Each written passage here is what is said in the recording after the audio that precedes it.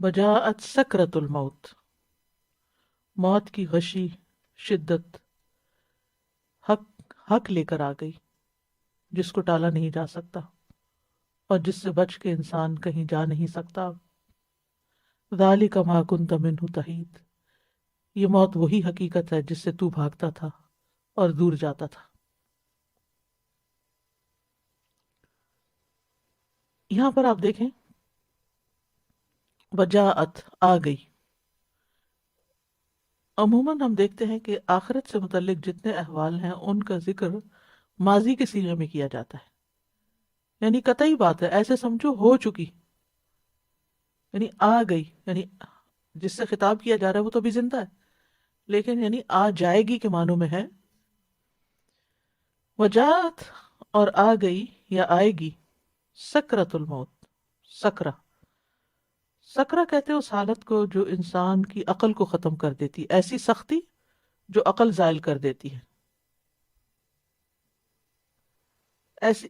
راغب اصفہانی کہتے ہیں یہ ایسی حالت ہوتی ہے جو انسان اور اس کی عقل کے درمیان حائل ہو جاتی ہے، جیسے کسی نشہ آور مشروب کے پینے سے انسان کی حالت ہوتی ہے کہ اس کی عقل پہ پردہ آ جاتا ہے، اور یہ وہ غشی ہوتی ہے جو تکلیف سے پیدا ہوتی ہے، یعنی تکلیف جب حد سے بڑھتی تو انسان بے ہوش ہو جاتا ہے، ہوش چلے جاتے ہیں۔ تو یہاں مراد موت کی سختیاں ہیں، سکرت الموت سے مراد موت کی سختیاں، موت کی سکرات، یعنی وہ غشی جو موت کی تکلیف سے پیدا ہوتی ہے، کیونکہ روح کا کھینچا جانا، روح کا روندے جانا، شدید تکلیف ہونا، یہ اس کا حصہ ہے۔ وجاءت سکرت الموت، آ گئی موت کی بے ہوشی، بالحق، حق کے ساتھ، یعنی موت کی بے ہوشی طاری ہوتے ہی انسان کو آخرت کی حقیقت نظر آ جاتی ہے۔ وہ آج تک جو فرشتوں پر ایمان نہیں رکھتا تھا یا فرشتوں کے بارے میں کسی شک و شبہ کا شکار تھا، موت کا فرشتہ آتا ہے تو وہ اس کو نظر آتا ہے، تو اب حقیقت کھل کے سامنے آ گئی نا۔ ذالک ما کنت منہ تحید، یہ تھی وہ چیز جس سے تو بھاگتا تھا، یہ جس کا تو سوچنا نہیں چاہتا تھا، جس کے بارے میں تو خیال نہیں کرنا چاہتا تھا، اور کسی نہ کسی درجے میں ہر انسان کے اندر یہ بات ہوتی ہے کہ موت کے ذکر کو پسند نہیں کرتا، موت کے ذکر سے بھاگتا ہے۔ اگر کوئی چیز کرتے ہوئے اس کو موت یاد آ جائے تو خیال جھٹک دیتا، اچھا ابھی تو زندہ ہے نا، ابھی تو دنیا میں ہے، پہلے دنیا کے کام کر لیں۔ تو یہ ہوتا ہے تحید، حاد یحید، اس ایک طرف کو ہو جانا، یعنی موت انسان کے اوپر سب حقائق کا انکشاف کر دیتی ہے جو آج تک اس پر چھپے ہوئے تھے، غیب کے پردے میں تھے، اور انسان جو سوچ نہیں پاتا تھا کہ موت کے بعد کیا ہوگا، یہ برا انجام جس سے اسے ڈرایا جاتا تھا، وہ سب کچھ اس کے سامنے آ جائے گا۔ تو موت جو ہے وہ حق الیقین لاتی ہے۔ جس انسان کو جنت کی بشارت دی گئی، وہ بشارت اس کو اس وقت مل جاتی ہے، یعنی نیک اعمال کرنے والوں کو، اور برے اعمال والوں کو جو جہنم سے ڈرایا جاتا ہے، تو وہ چیزیں اس کو نظر آنے لگتی ہیں اب۔ اور موت جو ہے وہ برحق ہے، اور موت کی سختیاں جو ہیں یہ دنیا اور آخرت کی تکلیفوں میں سے بہت بڑی تکلیف ہے۔ شداد بن اوس کہتے ہیں کہ موت دنیا اور آخرت میں مومنوں پر بہت ہولناک مصیبت ہے۔ موت آریوں کے چیرنے سے بھی زیادہ سخت ہے، کینچیوں کے کاٹنے سے بھی زیادہ شدید ہے، ہانڈیوں میں کسی چیز کے جوش کھانے سے بھی زیادہ سخت ہے۔ اگر کسی آدمی کو دوبارہ زندہ کیا جائے پھر وہ دنیا والوں کو موت کی تکلیف کے بارے میں بتائے تو لوگ اپنی زندگیوں سے فائدہ نہ اٹھا سکیں اور نیند سے لذت حاصل نہ کر سکے، سو نہ سکے۔ تو موت کے وقت تین طرح کی سختیاں ہوتی ہیں۔ ایک روح کھینچنے کی سختی، جو گھٹ گھٹ کے سانس آ رہا ہوتا ہے، آپ دیکھیں کسی بھی وجہ سے اگر سانس بند ہونے لگے ہمارا، کتنی گھبراہٹ ہوتی ہے اور کتنی تکلیف ہوتی ہے۔ دوسرا یہ کہ موت کے فرشتے کی صورت دیکھ کے خوف پیدا ہوتا ہے، اگر وہ بھیانک شکل میں آیا ہو، اگر انسان کے عمل اچھے نہ ہو۔ اور پھر انسان تیسری چیز یہ کہ ان فرشتوں کو بھی دیکھتا ہے جو اس کی حفاظت پہ مامور ہوتے ہیں یا اس کے اعمال لکھ رہے ہوتے ہیں. جی، یعنی کہ جو فرشتے اس کے آس پاس ہوتے ہیں ہماری حفاظت، ایک تو کرامن کاتبین ہے نا، ایک کرین ہے، اور ہماری حفاظت کے لیے بھی فرشتے مقرر ہیں. تو یہ سب نظر آنے لگتے ہیں انسان کو، یعنی اس کی وجہ سے انسان یعنی اوور ویلڈ فیل کرتا ہے نا. آپ سوچیے کہ دنیا آپ کی آنکھوں سے اوجھل ہونے لگے، آپ اس سے لا تعلق ہونے لگے، اور ہی چیزیں نظر آنے لگے. اور بعض یعنی یہ تجربے کی بات ہے کہ ڈاکیومنٹڈ نہیں ہے، کتابوں میں لکھی ہوئی نہیں ہے، لیکن یعنی قرآن و سنت میں کہیں ملتی نہیں، لیکن بہت دفعہ یہ بتایا جاتا ہے کہ مرنے والا ذکر کرتا ہے کہ بہت لوگ آئے ہوئے ہیں اور جگہ بناؤ اور مہمان آ رہے ہیں. اور ام، ابھی ریسنٹلی کسی کی ڈیتھ ہوئی تو انہوں نے بتایا کہ ان کی وہ شاید والدہ تھیں یا جو بھی تھی، کہ وہ کہہ رہی تھی کہ تم اٹھ جاؤ یہاں سے، وہ دیکھو وہ عورت کھڑی ہے، اس کو بیٹھنا ہے یہاں، تو اس کو جگہ دو، فلاں کو جگہ دو یہاں. تو اس نے کہا یہاں تو کوئی نہیں. کہتے مجھے نظر آ رہے ہو، دیکھو تو صحیح. تو مرنے والے بعض اوقات ایسی باتیں بھی کرتے ہیں، اور یہ اکثر سنی بھی گئی ہیں موت کے تجربے کے بعد کہ لوگ کیا باتیں کرتے ہیں جان نکلنے سے پہلے. بعض لوگ مسکراتے ہیں، بعض لوگوں کے کمرے میں خوشبو پھیل جاتی ہے، بعض لوگ خوف کا شکار ہوتے ہیں. ہر ایک کی کیفیت اس کے اعمال کے مطابق ہی ہوتی ہے، حقیقت تو اللہ ہی جانتا ہے. اور پھر انسان کے پاؤں سے جان نکلنا شروع ہوتی ہے. قرآن مجید میں آتا ہے پنڈلی سے پنڈلی جڑ جاتی ہے. والتفت الساق بالساق، اور پھر آہستہ آہستہ اوپر تک آتا جاتا ہے، حتیٰ کہ آخر میں ہنسلی تک جان پہنچ جاتی ہے. فلولا اذا بلغت الحلقوم، حلق تک جان آتی ہے، اور پھر اس کے بعد ایک دم باہر نکل جاتی ہے. موت کے وقت جو فرشتے آتے ہیں وہ ظالموں کے ساتھ بہت سخت سلوک کرتے ہیں. ان کو ان کی طرف ہاتھ پھیلا کے کہتے ہیں نکالو اپنی جانیں، آج تمہیں ذلت کا عذاب دیا جائے گا، اس کے بدلے جو تم اللہ پہ ناحق باتیں کہتے تھے اور تم اس کی آیات کا تکبر کرتے تھے. نافرمان لوگوں کو فرشتے مارتے بھی ہیں. فَكَيْفَ إِذَا تَوَفَّتْهُمُ الْمَلَائِكَةُ يَضْرِبُونَ وُجُوهَهُمْ وَأَدْبَارَهُمْ، سورۃ محمد میں آتا ہے پھر اس وقت ان کا کیا حال ہوگا جب فرشتے ان کی روح قبض کریں گے تو ان کے چہروں اور پیٹھوں پہ مار رہے ہوں گے. یہ اس لیے کہ وہ ایسی بات کے پیچھے لگ گئے جس نے اللہ کو ناراض کر دیا اور اس کی رضا کو اس نے پسند نہ کیا، تو اللہ نے ان کے سارے اعمال ضائع کر دیے. جان نکلنے کی کیفیت کیا ہوتی ہے، تکلیف کیا ہوتی ہے، اس کے بارے میں ابن سعد نے اپنی کتاب میں بیان کیا. وہ کہتے ہیں کہ عمر ابن العاص کہا کرتے تھے کہ مجھے تعجب ہے اس شخص پر جس پر موت نازل ہو جائے اور اس کی عقل بھی کام کر رہی ہو، وہ اس کو بیان کیوں نہیں کرتا، ہمیں بتاتا کیوں نہیں کہ وہ کس کیفیت سے گزر رہا ہے. کوئی بھی بچ نہیں سکتا. قُلْ يَتَوَفَّاكُم مَلَكُ الْمَوْتِ الَّذِي وُكِّلَ بِكُم، موت کا جو فرشتہ تم پر مقرر کیا گیا وہ تمہاری جانیں قبض کر لے گا. موت سے فرار ممکن نہیں. اینما تکونوا یدرککم الموت، جہاں بھی ہوگے پکڑ لے گی. وَلَن یؤخر اللہ نفسا اذا جاء اجلها، ڈھیل بھی نہیں ملے گی، دیر یعنی کوئی ٹائم اور دیا بھی نہیں جائے گا. اور موت انسان کو گھیرے ہوئے ہے، وقت اور جگہ بھی مقرر ہے، انسان کو خود نہیں پتا. لا تدری نفس بأی ارض تموت. تو کرنے کے کام کیا ہیں کہ جو چیز یقینی ہے جس میں کوئی شک ہی نہیں اس کی تیاری کی جائے. یعنی اس دنیا کی یہ ساری تیاریاں نہ کریں بلکہ مرنے کے بعد کے لیے تیاری کریں، اور وہی عقل مند انسان ہے. اور وہ تیاری کس سے ہوگی؟ خیر کے کام کر کے، زندگی کی قدر کر کے. آج عمل کا وقت ہے، فاستبقوا الخیرات، نیکیوں میں ایک دوسرے سے آگے بڑھو. یہ نہ دیکھو وہ بھی نہیں کر رہا، وہ بھی نہیں کر رہا تو میں ہی رہ گئی ہوں. کوئی نہ کرے تو تم آگے بڑھ کے کرو، مثال بنو.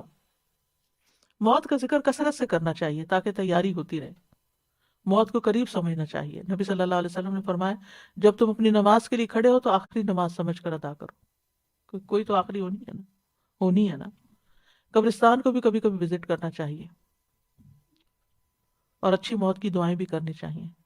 یوسف علیہ السلام کی دعا، توفنی مسلما والحقنی بالصالحین، احینی ما علمت الحیات خیرا لی وتوفنی اذا علمت الوفاة خیرا لی. وجل الحیات زیادۃ لی من کل فی کل خیر وجل الموت راحۃ لی من کل شر. اور فتنوں کے بغیر مرنے کی دعا کرنی چاہیے، بری موت سے پناہ مانگنی چاہیے، اور اس بات سے کہ شیطان ہمارے پیچھے پڑ جائے اس وقت. ان یتخبطنی الشیطان عند الموت، بری بیماریوں سے بھی پناہ مانگنی چاہیے، ارذل العمر سے پناہ مانگنی چاہیے، اللہ کے راستے میں شہادت کی دعا کرنی چاہیے، نیک لوگوں کے ساتھ فوت ہونے کی دعا کرنی چاہیے. وتوفنا مال ابرار رب ہب لی حکما والحقنی بالصالحین. اللہ دنیا میں بھی اور آخرت میں بھی نیک لوگوں کا ساتھ دے. رفیق اعلیٰ سے ملنے کی دعا کرنی چاہیے. اللہم اغفر لی وارحمنی والحقنی بالرفیق الاعلیٰ.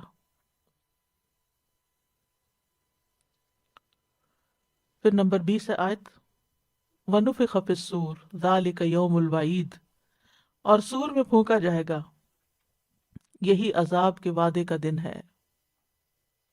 یہی عذاب کے وعدے کا دن، وعید کا دن ہے. یہاں سور پھونکے جانے سے مراد دوسری دفعہ کا سور پھونکنا ہے. ٹھیک ہے، اور یہ بھی آپ دیکھ رہے ہیں ماضی کا صیغہ ہے نفخہ، سمجھو پھونک دیا گیا، ہو گیا. اور وعید کا لفظ جو ہے نا عذاب کے لیے بولا جاتا ہے، اور وعدے کا لفظ ثواب کے لیے بولا جاتا ہے. یہاں صرف وعید کا ذکر کیا گیا تاکہ اس دن کی ہولناکی کو سمجھ سکیں، یعنی سور پھونکنے کے ساتھ ہولناکی بھی ہے. ذالک یوم الوعید. سور کیا ہے؟ حدیث میں آتا ہے یہ ایک سینگ ہے جس میں قیامت کے دن پھونک ماری جائے گی. سور پھونکنے والا فرشتہ جو ہے ہر وقت اللہ کے حکم سے اس کان لگائے ہوئے ہے، اللہ کے حکم کے لیے کان لگائے ہوئے ہے، نگاہیں عرش کی طرف ہیں کہ کس وقت مجھے حکم ملے اور میں سور پھونک دوں. اور ایک ذمہ دار فرشتہ ہے یہ، اور اس بات سے ڈرتا ہے کہ کہیں اس کی نگاہ ادھر ادھر نہ ہو جائے، تھوڑی دیر کے لیے میں غافل نہ ہوں. پھر یہ کہ سور اچانک پھونکا جائے گا، جمعہ کے دن ہوگا. اور دو، یعنی ویسے تو بعض لوگ کہتے ہیں 3 سور پھونکے جائیں گے، لیکن راجح رائے یہی ہے کہ 2 سور ہوں گے. ایک نفخۃ الفزع جس کو سن کے سب گھبرا جائیں گے، مر جائیں گے، یا صاعق بھی اس کو کہتے ہیں، اور دوسرا نفخۃ البعث جب سب لوگ دوبارہ زندہ ہو جائیں گے. حسن بصری اس آیت سے مطلب نکالتے ہیں یوم ترجف الراجفہ تتبعها الرادفہ، کہ یہاں 2 نفخوں کا ذکر ہے، پہلا زندوں کو مارنے کے لیے اور دوسرا مردوں کو زندہ کرنے کے لیے ہوگا. قرطبی بھی کہتے ہیں کہ صحیح یہی ہے کہ سور میں 2 مرتبہ پھونک ماری جائے گی، تیسری پھونک نہیں ہے.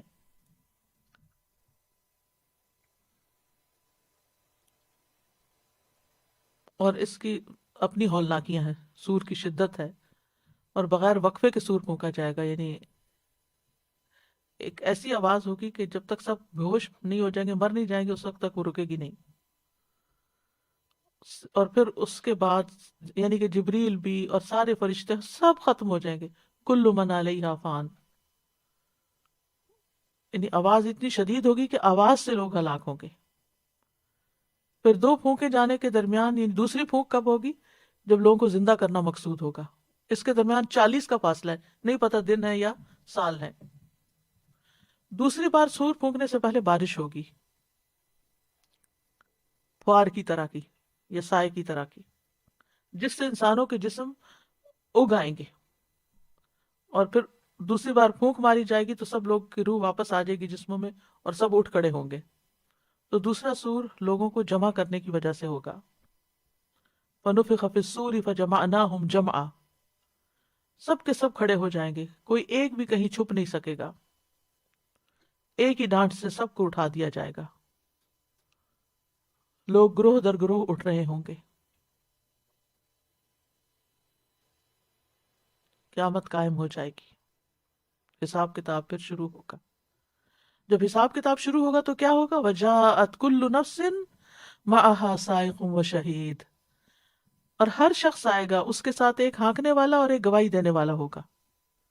ہر شخص کے ساتھ 2 لگے ہوئے ہوں گے، 2 فرشتے اس کو حشر کے میدان کی طرف ہانک کے لے جا رہے ہوں گے. اور اس، یعنی کہ ایک اس کو سائق کہتے ہیں پیچھے سے دھکیلنے والے کو، پیچھے سے گاڑی چلانے والے کو بھی سائق یا سواق کہتے ہیں، کیونکہ انجن آگے ہوتا ہے اور وہ پیچھے ہوتا ہے اس کے، تو دھکیل رہا ہوتا ہے اس کو. تو ایک ہے سائق اور دوسرا ہے شہید. شہید کہتے ہیں گواہ کو.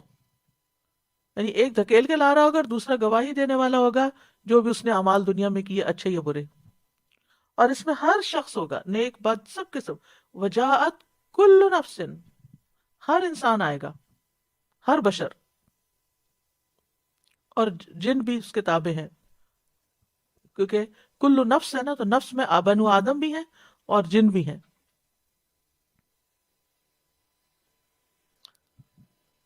ضحاک کہتے ہیں سائق فرشتوں میں سے ہوگا، اور شہید انسان کی اپنی جانوں میں سے ہاتھ پاؤں وغیرہ ہوں گے شہید. حسن اور قتادہ کہتے ہیں سائق چلا کے لے جائے گا اور شہید عمل کی گواہی دے گا. ابن مسلم کہتے ہیں سائق شیاطین میں سے ہوگا، اور اس لیے اس کو سائق کہتے ہیں کہ لوگ اس کے پیچھے پیچھے جائیں گے اگرچہ ان کو چلنے پہ نہیں اکسائے گا. مجاہد کہتے ہیں سائق اور شہید دونوں فرشتے ہیں. ایک قول یہ بھی ہے کہ سائق فرشتہ اور شہید عمل ہے، اور ایک قول یہ کہ سائق سے مراد برے اعمال لکھنے والا فرشتہ اور شہید سے مراد نیک اعمال لکھنے والا فرشتہ ہے. بہرحال جو راجہ رائے ہے وہ یہی ہے کہ دونوں فرشتے ہوں گے، اور جو ہی انسان قبر سے نکلے گا نا وہ پکڑ لیں گے اس کو، چلو چلو حشر کی طرف. کہاں کوئی بھاگے گا؟ ہر کوئی مر کے زمین میں جا رہا ہے، اور زمین پھٹے گی اور سب نکلیں گے، اور نکلتے ہی پکڑے جائیں گے. جیسے کوئی کسی کو اریسٹ کر لے اور وہ کہیں ادھر ادھر نہیں بھاگ سکیں گے کہ چپ جائیں یا کچھ کریں. اب تو پیشی ہے، یعنی مجرم بھی حاضر ہے اور اس کے خلاف ساری شہادتیں بھی موجود ہیں. تو یہ اللہ تعالیٰ کا کمال عدل اور انصاف ہے کہ انسان کے جو اعمال ریکارڈ کروائے ہیں وہ اس کے ساتھ پھر اس کو گواہی دینے والے بھی ہوں گے. لقد كنت في غفلة من هذا فكشفنا عنك غطاءك فبصرك اليوم حديد. بلا شبہ یقیناً تو اس سے بڑی غفلت میں تھا، تو ہم نے تجھ سے تیرا پردہ دور کر دیا، تیری نگاہ آج بہت تیز ہے.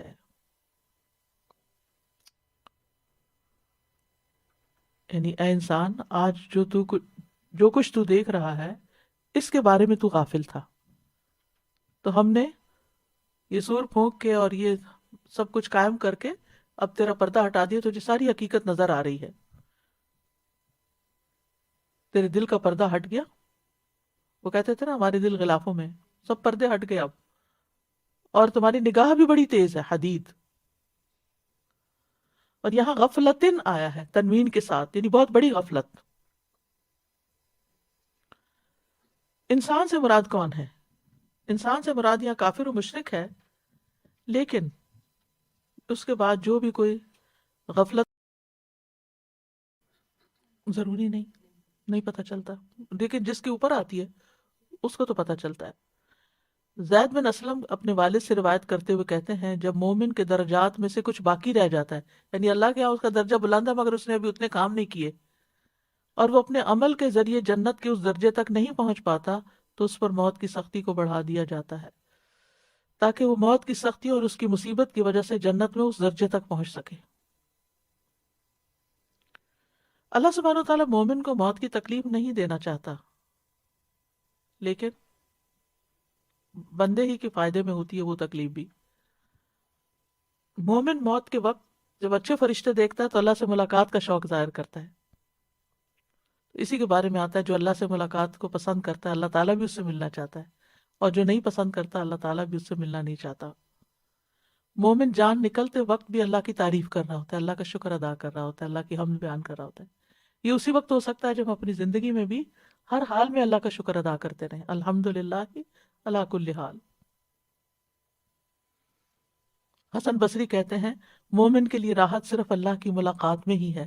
جس کی راحت اللہ کی ملاقات میں ہو تو اس کی موت کا دن اس کے لیے خوشی کا دن ہوتا ہے، امن اور عزت اور شرف کا دن ہوتا ہے. پیشانی پہ پسینہ آنا جو ہے یہ اچھی علامت ہے، مومن انہیں اچھی موت کی علامت ہے. مرتے ہی سلامتی اور جنت کی بشارتیں انسان کو ملنے لگتی ہیں. سلام علیکم ادخلوا الجنت بما کنتم تعملون. وہ سورۃ النحل میں آتا ہے نا الذین تتوفاہم الملائکۃ طیبین. جو لوگ پاک سیرت ہوتے ہیں فرشتے ان کی روح قبض کرنے آتے ہیں تو کہتے ہیں سلام ہو تم پر، جو اچھے عمل تم کرتے رہے اس کے صلے میں جنت میں داخل ہو جاؤ. یا ایتھا النفس المطمئنہ ارجعی الی ربک راضیۃ مرضیہ فادخلی فی عبادی وادخلی جنتی. اللہ ہمیں بھی ایسے ہی آواز آئے. اسی طرح سورۃ الواقعہ میں آتا ہے فَأَمَّا إِن كَانَ مِنَ الْمُقَرَّبِينَ فَرَوْحٌ وَرَيْحَانٌ وَجَنَّتُ نَعِيمٍ وَأَمَّا إِن كَانَ مِنْ أَصْحَابِ الْيَمِينِ فَسَلَامٌ لَكَ مِنْ أَصْحَابِ الْيَمِينِ. فرشتے سلام کرتے ہیں آ کر، جنت سے لے کر آتے ہیں کفن روح کے لیے، حنوت لے کر آتے ہیں، خاص خوشبو، وہ روح پہ لگا کے اور اس کو اس میں لپیٹ کے لے جاتے ہیں، اور جسم پھر دنیاوی اعتبار سے دھویا جاتا ہے اور پھر اس کو کفن پہنایا جاتا ہے، خوشبو لگائی جاتی ہے. لیکن جو غیر مومن ہوتا ہے اس کی موت جو ہے وہ سخت ہوتی ہے. اس کو اس وقت فرشتے کہتے ہیں فَادْخُلُوا أَبْوَابَ جَهَنَّمَ خَالِدِينَ فِيهَا يَضْرِبُونَ وُجُوهَهُمْ وَأَدْبَارَهُمْ. اور آ کر اس کو کہتے ہیں ایتھا النفس الخبیثہ اخرجی، یعنی اے خبیث نفس، اللہ کی ناراضگی اور غصے کی طرف چلو. اسی لیے پر کافر اللہ کی ملاقات کو ناپسند کرتا ہے. خبیث روح سے انتہائی بدبو اٹھتی ہے، آسمان کے دروازے نہیں کھلتے، سجین میں پھینک دیا جاتا ہے. وجاءت سکرۃ الموت بالحق ذلک ما کنت منہ تحید. یہ ہے جس سے تو پہلو تہی کرتا تھا، کنی کتراتا تھا، اپنی سمت بدل دیتا تھا، دور بھاگتا تھا. حید کہتے ہیں نا کنارہ کرنے کو، حاد یحید سے، یعنی حسن کہتے ہیں اس کا مطلب ہے جس موت سے تو بھاگتا تھا وہ آج آ گئی. جس کو ابن عباس کہتے ہیں اس کا مطلب ہے جس کو تو ناپسند کرتا تھا. تو بہرحال ہر جان نے مرنا ہے، کل نفس ذائقۃ الموت. آیات کا انکار کرتا ہے اس کی یہ سزا ہے. کلا انہ کان لآیاتنا عنیدا سأرہقہ صعودا. اور جہنم کے شدید عذاب کس کے لیے ہوں گے؟ وَاسْتَفْتَحُوا وَخَابَ كُلُّ جَبَّارٍ عنید، جو سخت اناد رکھتا ہو، نافرمانی پہ ڈٹا ہوا ہو، ضدی ہو. وَيْلٌ لِكُلِّ أَفَّاكٍ أَثِيمٍ، جو سخت جھوٹا ہو، گناہگار ہو. پھر اسی طرح حدیث میں بھی آتا ہے کہ جہنم کی گردن ظاہر ہو کے جبار عنید کو ڈھونڈے گی.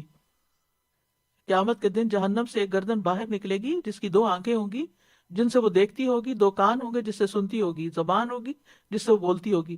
وہ کہے گی مجھے 3 قسم کے لوگوں پہ مسلط کیا گیا، کل جبار عنید، سرکش اناد رکھنے والے پر، ہر اس شخص پر جو اللہ کے ساتھ دوسروں کو معبود بنائے، اور تصویریں بنانے والوں پر جو ہاتھ سے وہ بناتے ہیں. اور ایک اور روایت میں آتا ہے جس نے کسی جان کو ناحق قتل کیا اس پر وہ مسلط ہو جائے گی اور وہ ان کو لپیٹ کے جہنم کے اندر کرے گی. تو اس کی وجہ کیا ہوتی ہے؟ انسان حق کو جانتے ہوئے کیوں نہیں مانتا؟ کیا وجہ ہوتی ہے؟ سب سے بڑی وجہ تکبر. یس. پھر ہے دنیا کی محبت. دنیا اپنے اندر اتنی کھینچے ہوئے ہے کہ انسان کو آخرت بھولی ہوئی ہے. گناہوں پہ ڈٹے رہنا.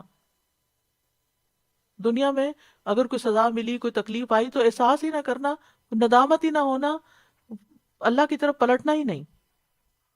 تو کرنے کا کام کیا ہے ہمارا؟ حق بات سن کے اس کو تسلیم کر لیں، سمینا و اطانا کہیں، اللہ کے حکم کے آگے جھک جایا کریں، اللہ کا بندہ بن کے رہیں. اور جہنم والے کی کیا صفات ہے؟ مناع للخیر معتد مریب، جو خیر کو بہت روکنے والا، حد سے گزرنے والا، شک کرنے والا ہے. یہ جہنمی کی ساری صفات اب یکے بعد دیگرے بتائی جا رہی ہیں. مناع للخیر، بہت زیادہ روکتا ہے خیر کے کاموں سے، ایمان لانے سے، اسلام لانے سے، نماز پڑھنے سے. ارأیت عبدا، وہ کیا آتا ہے؟ ارأیت الذی ینہی عبدا اذا صلی، ابو جہل کے بارے میں آتا ہے. اور ولید بن مغیرہ کے بارے میں آتا ہے مناع للخیر معتد اثیم. پھر اسی طرح خیر سے مراد یعنی خیر کا ہر کام ہی ہے، ٹھیک ہے. اور خیر سے مراد قرآن میں مال بھی ہے، یعنی مال خرچ کرنے سے روکتا ہے لوگوں کو، صدقہ خیرات سے روکتا ہے، خود بھی نہیں کرتا اور دوسروں کو بھی روکتا ہے. تو ایمان سے بھی روکتا ہے، اپنے مال اور بدن سے کے نفع سے دوسروں کو روکتا ہے، مالی حقوق ادا نہیں کرتا جو اس کے ذمے ہوتے ہیں، کسی کا لینا دینا.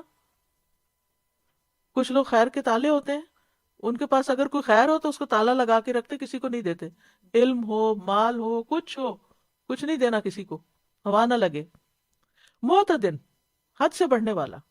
اور معتد وہ ہوتا ہے جو اپنی ذاتی اغراض اور خواہشات کی خاطر ساری حدود پھلانگ دیتا ہے، دوسروں پہ ظلم کرتا ہے، یعنی صرف خیر کے کاموں سے روکتا ہی نہیں، ان پہ ظلم بھی کرتا ہے، یا پھر جہاں مرضی ہوتی ہے وہاں خرچ کرنے میں حد سے بڑھ جاتا ہے، فضول خرچ، اپنے سارے معاملات میں حد سے بڑھنے والا ہے۔ مریب، مریب شک میں پڑا ہوا یا شک میں ڈالنے والا، دونوں معنی ہیں، یعنی جن باتوں پر ایمان لانا ضروری ہے ان کے بارے میں شک میں ہے، اور پھر یہ شک کے جراثیم اوروں میں بھی پھیلا رہا ہے،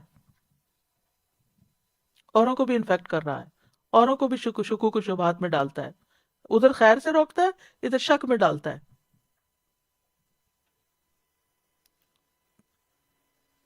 تو چونکہ آخرت پر ایمان نہیں ہے، شک میں ہے، اس لیے خیر کے کام بھی نہیں ہے۔ تو یہاں مال نہ خرچ کرنے والوں کی بھی مذمت کی جا رہی ہے، بخل کرنے والوں کی، اور خاص طور پر خیر میں خرچ نہ کرنے والوں کی۔ تو کرنے کا کام کیا ہے؟ انسان کو خیر کے کام زیادہ کرنے چاہیے، مال اللہ کی راہ میں خرچ کرنا چاہیے، اور شک سے نکلنا چاہیے، حد سے نہیں بڑھنا چاہیے، ہر چیز کے اندر اعتدال اختیار کرنا چاہیے، مال کو گن گن کے نہیں رکھنا چاہیے، اللہ زی جمع مالا و عددا، اسراف اور تبذیر سے بھی بچنا چاہیے، فضول خرچی کرنے والے شیطان کے بھائی ہوتے ہیں۔ اور آخری صفت کیا؟ الذی جعل مع اللہ الہا آخر فالقیاہ فی العذاب الشدید، جس نے اللہ کے ساتھ دوسرا معبود بنا لیا سو دونوں اسے بہت سخت عذاب میں ڈال دو۔ یعنی یہ شخص شرک بھی کرتا تھا، ایک ہے شرک اکبر جو بتوں کو معبود بنایا ہوا ہے، اور الہ بنانے کی دوسری صورتیں کیا؟ ہر وہ چیز جس کے پیچھے انسان اتنا لگ جائے کہ اللہ تعالیٰ کے حقوق بھول جائے، بندوں کے حقوق بھول جائے۔ کچھ لوگوں کے لیے ان کا کاروبار الہ ہوتا ہے، کچھ لوگوں کے لیے ان کا نفس الہ ہوتا ہے۔ نبی صلی اللہ علیہ وسلم نے فرمایا تھا اس عبد الدینار، دینار سونے کے ہوتے ہیں، سونے کا بزنس کرنے والا، عبد الدراہم چاندی کا بزنس کرنے والا، درہموں کا بندہ غلام، عبد الخمیسہ اس سے مراد کپڑوں کا تاجر، خمیسہ خوبصورت کپڑے کو کہتے ہیں جو نقش و نگار والا ہوتا ہے، عبد القطیفہ بستر بیچنے والا، یعنی یہ مختلف کاروبار کرنے والے لوگ ہیں جو اپنے کاروبار میں اتنے گم ہیں کہ ان کو آخرت بھولی ہوئی ہے، یا پھر اپنی خواہشات کے پیچھے چل رہے ہیں۔ پھر اسی طرح ریاکاری بھی ایک طرح کا شرک ہے، شرک اصغر۔ قال قرینہ ربنا ما اطغیتہ ولکن کان فی ضلال بعید، اس کا ساتھی شیطان کہے گا اے ہمارے رب میں نے اسے سرکش نہیں بنایا، یہ خود ہی دور کی گمراہی میں تھا۔ یعنی یہ شخص دعویٰ کرے گا کہ اس کے قرین نے اس کو سرکشی میں مبتلا کیا، اپنا الزام کسی اور پہ ڈالے گا، جیسے دنیا میں کوئی مجرم پکڑا جائے تو وہ دوسروں کو مجرم قرار دیتا ہے، ملزم بنا دیتا ہے، تو وہ تو کریم کہے گا نہ نہ نہ میں نے نہیں بہکایا اس کو، یہ تو خود ہی، یعنی کریم سے مراد پھر وہی شیطان جو اسے گمراہ کرتا رہا، کیونکہ وَمَن يَعْشُ عَن ذِكْرِ الرَّحْمَنِ نُقَيِّضْ لَهُ شَيْطَانًا فَهُوَ لَهُ قَرِينٌ، جو رحمان کے ذکر سے آنکھیں بند کر لیتا ہے ہم اس پہ ایک شیطان مسلط کر دیتے ہیں، وہ اس کا ساتھی بن جاتا ہے، پھر وہ اس کے اندر وسپرنگ کرتا رہتا ہے۔ تو ہر انسان کے ساتھ ایک جن ہے، تو وہ کہے گا میں نے نہیں اس کو بہکایا، حالانکہ پہلے کہہ رہا تھا کہ یہ ہے حاضر۔ قال لا تختصموا لدي وقد قدمت اليكم بالوعید، فرمایا میرے پاس جھگڑا مت کرو، حالانکہ میں نے تو تمہاری طرف ڈرانے کا پیغام پہلے ہی بھیج دیا تھا۔ اللہ سبحانہ تعالیٰ ان کا آپس کا جھگڑا، وہ انسان جس کو جہنم میں ڈالا جانے والا تھا اور اس کا جو قرین تھا وہ ان کو الزام تراشی کریں گے، اور جگہ پر بھی اس کی تفصیل آتی ہے کہ ایک دوسرے کو بلیم کریں گے۔ تو اللہ تعالیٰ فرمائیں گے اب یہاں جھگڑنے کا کوئی فائدہ نہیں، کچھ حاصل نہیں ہوگا، سزا تو مقرر ہو چکی اور وہ مل کے رہے گی، میں نے تمہیں پہلے ہی ڈرا دیا تھا، خبردار کر دیا تھا۔ ما یبدل القول لدی وما انا بظلام للعبید، میرے ہاں بات بدلی نہیں جاتی اور میں بندوں پہ ہرگز کوئی ظلم ڈھانے والا نہیں ہوں، یعنی جو میرا فیصلہ ہے وہ فیصلہ ہے، تمہارے رونے دھونے اور لڑائی جھگڑے سے وہ بدلنے والا نہیں، جو فیصلہ اللہ نے کرنا تھا وہ کر دیا ہوا ہے۔ اور یہ ما انا بظلام، ظلام فعال کے وزن پر ہے، مبالغے کی صیغے کے ساتھ نفی کی گئی ہے کہ اللہ ظلام نہیں ہے، یعنی اللہ تعالیٰ نہ چھوٹا ظلم کرتا ہے نہ بڑا ظلم کرتا ہے، اللہ تعالیٰ کو ذرے برابر بھی ظلم نہیں کرتا، ان اللہ لا یظلم الناس شیئا۔ تو کہتے ہیں کہ مبالغہ کا صیغہ کیوں لایا گیا؟ بعض کہتے ہیں کہ بندوں کی کثرت کی وجہ سے، اور غیر مستحق پہ اگر عذاب واقع ہو جائے تو یہ بہت بڑا ظلم ہوتا ہے، تو اللہ تعالیٰ ایسا بھی نہیں کرنے والا کہ ایسے کسی کو پکڑ لے۔ اللہ تعالیٰ اپنی ذات سے ظلم کی نفی کرتا ہے، وَلَا يَظْلِمُ رَبُّكَ أَحَدًا، جیسے سورۃ کہف میں آتا ہے۔ حدیث میں بھی آتا ہے اللہ تعالیٰ نے اپنی ذات پہ ظلم کو حرام قرار دیا ہے. اللہ تعالیٰ ذرے کے برابر بھی کسی پر ظلم نہیں کرے گا. ان اللہ لا یظلم مثقال ذرۃ وان تک حسنۃ یضاعفها، اور کسی پر بھی ظلم نہیں کرے گا. اور معمولی سمجھ کے کی جانے والی نیکیوں میں بھی بدلہ ضرور ملے گا. من یعمل مثقال ذرۃ خیرا یرہ، ذرے برابر بھی نیکی ہوگی اس کا بھی، بلکہ کئی گنا بڑھا کے اجر دے گا.